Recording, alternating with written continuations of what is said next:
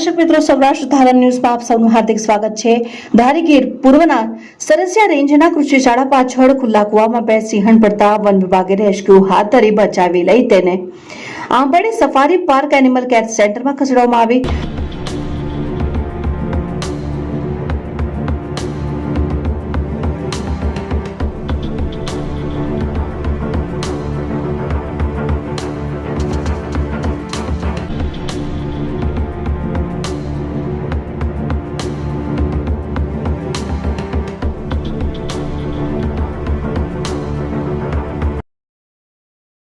ધારી ગીર પૂર્વના સરસિયા રેન્જના કૃષિ શાળા પાછળ ખુલ્લા કુવામાં બે સિંહણ પડતા વન વિભાગે રેસ્ક્યુ હાથ ધરી બચાવી લઈ તેને Ambardi safari park animal care સેન્ટરમાં ખસેડવામાં આવી।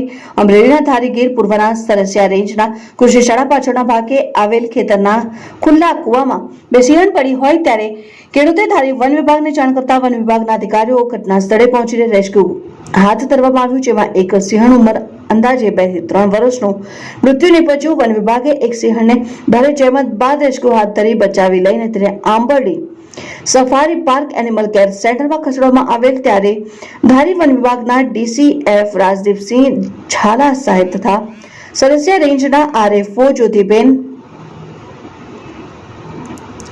વાજા સહિત વન વિભાગના અધિકારીઓ તાત્કાલિક ઘટના સ્થળે પહોંચી ખુલ્લા કુવામાં પડેલ સિંહણનું રેસ્ક્યુ હાથ ધરવામાં આવ્યું। અરવિંદ દવે, સૌરાષ્ટ્ર ધારા ન્યૂઝ, ધારી, અમરેલી।